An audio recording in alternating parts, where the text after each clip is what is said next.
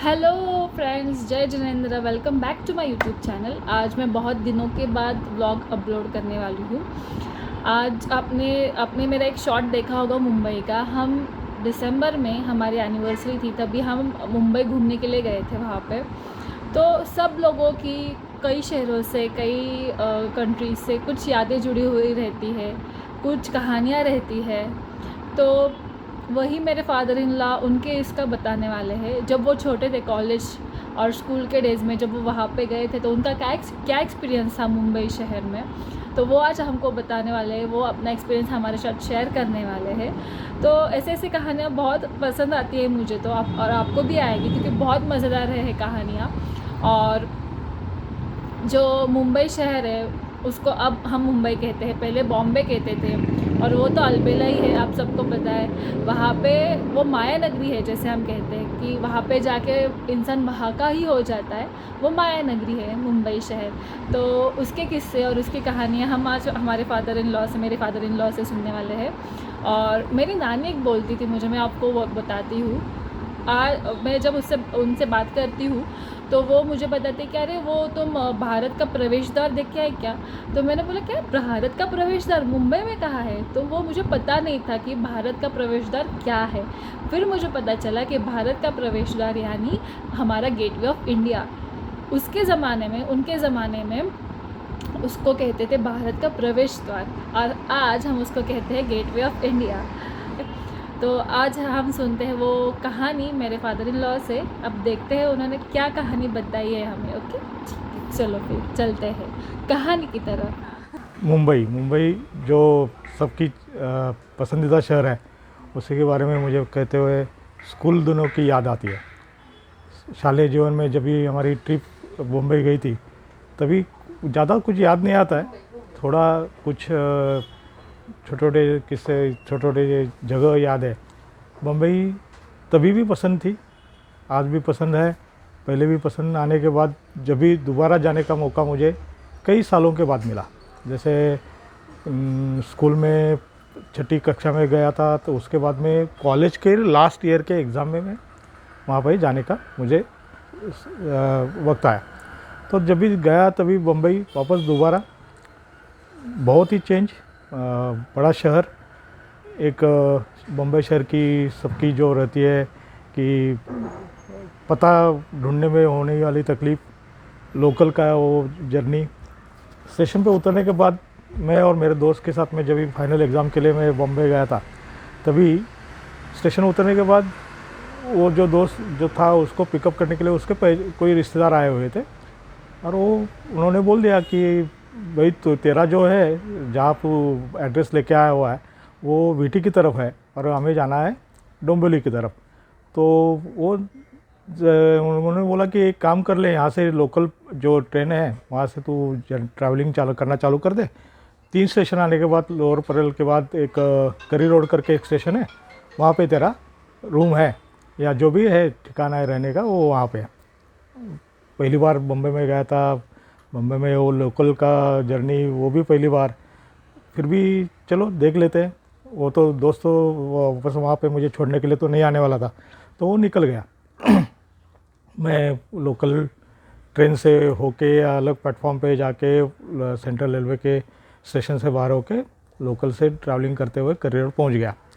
करोड़ पे पहुंचने के बाद मुझे याद आया कि जिसके रूम पे मैं या जिसके घर या जिसके रूम पे मैं रहने के लिए जाने वाला था, उसको तो मैंने कोई कांटेक्ट किया नहीं था।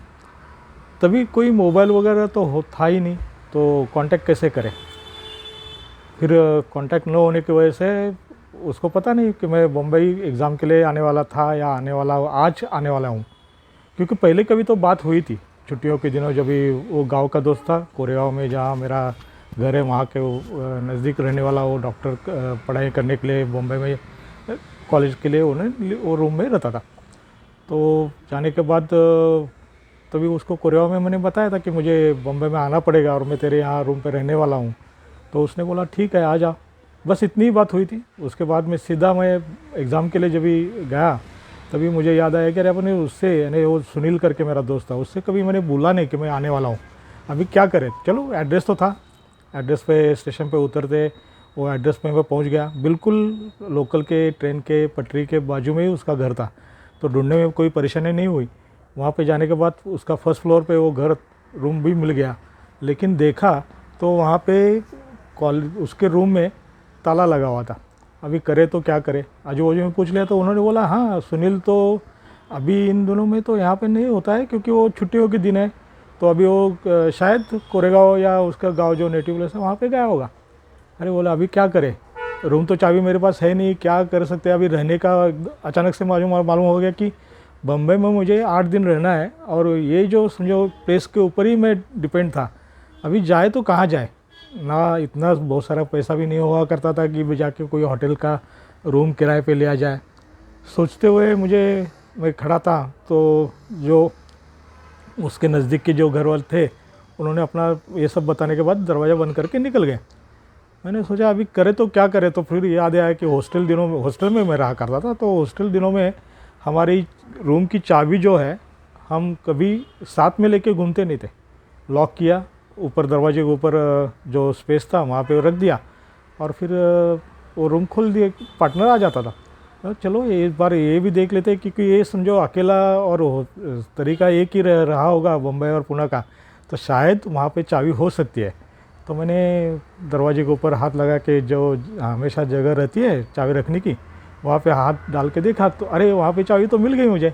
बोला क्या बात है, चलो अपना काम तो हो गया, दरवाज़ा खोल सकते हैं।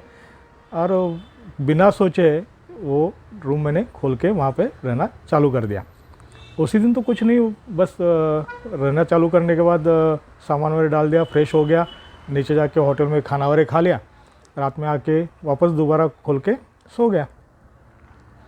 दूसरा दिन आ गया, एग्ज़ाम का जो लोकेशन था वो देखने के लिए मुझे चर्चगेट वीटी वहाँ पे जाना था, तो वापस दोबारा दूसरे दिन लोकल का एक्सपीरियंस तो अभी तो थोड़ा तो हो गया था, चलो ये भी हो जाएगा, चलो करते मैंने स्टेशन पे करी रोड बिल्कुल नज़दीक होने से स्टेशन, वो आसानी से वहाँ पे पहुँचने के बाद वीटी जाके कॉलेज पे जा सकते हैं। तो चलो वीटी पे गया, ये सब एक्सपीरियंस करते हुए बहुत मज़ा भी आ रहा था। और कॉलेज का जो हमारा एग्ज़ाम का जो ये था वहाँ पे जाके देखा, टेबल रूम ये सब देखने के बाद वापस रूम पे आया। जैसे मैं रूम पे पहुँचा तभी देखा तो रूम का दरवाज़ा खुला हुआ था। अरे बोला ये तो कैसे हो गया था, अपन तो सुनील आ गया शायद, इसलिए झट से मैंने दरवाज़ा ढकल के अंदर आ गया। अंदर आके देखने के बाद मुझे पता चला कि अरे ये तो यहाँ पे सुनील तो नहीं, लेकिन कोई तो सोया हुआ है। तो वो मैंने दरवाज़ा ढकलने के बाद आवाज़ से वो भी जाग गए, और उन्होंने पूछा कि क्यों भाई, ये कौन से रूम में तू, क्या यहाँ पे कैसे घुस आया। बोला ऐसा समय सुनील का दोस्त हूँ और मैं कल से यहाँ पे रहता हूँ। बोला अच्छा, अरे तू कैसे ऐसे घुस जाता है और कैसे रहता है। बोला आप कौन है, तो उन्होंने बोला कि मैं तो सुनील का चाचा हूँ और मैं पुलिस में काम करता हूँ, पुलिस हूँ, इंस्पेक्टर था वो। और वो कपड़े वपड़े उसके खाकी पैंट वगैरह देखने के बाद मुझे रियलाइज़ भी हुआ गया अरे अभी क्या हो सकता है। तो उन्होंने बोले कुछ प्रॉब्लम नहीं, रहे सुनील का दोस्त है तो कोई इशू नहीं, तो रहना चालू कर, मैं थोड़ी देर में यहाँ आता रहता हूँ और दोपहर का थोड़ा रेस्ट करके निकल जाता हूँ, लेकिन ध्यान रखना, ठीक तरह से रहना करके उन्होंने अपना ड्रेस पहन के वो निकल गए। मेरा पहला एक्सपीरियंस बम्बई का ये सब ऐसा होने के बावजूद भी बम्बई की मुझे चाहत थी, बम्बई मुझे पसंद ही आता था और आज भी पसंद है।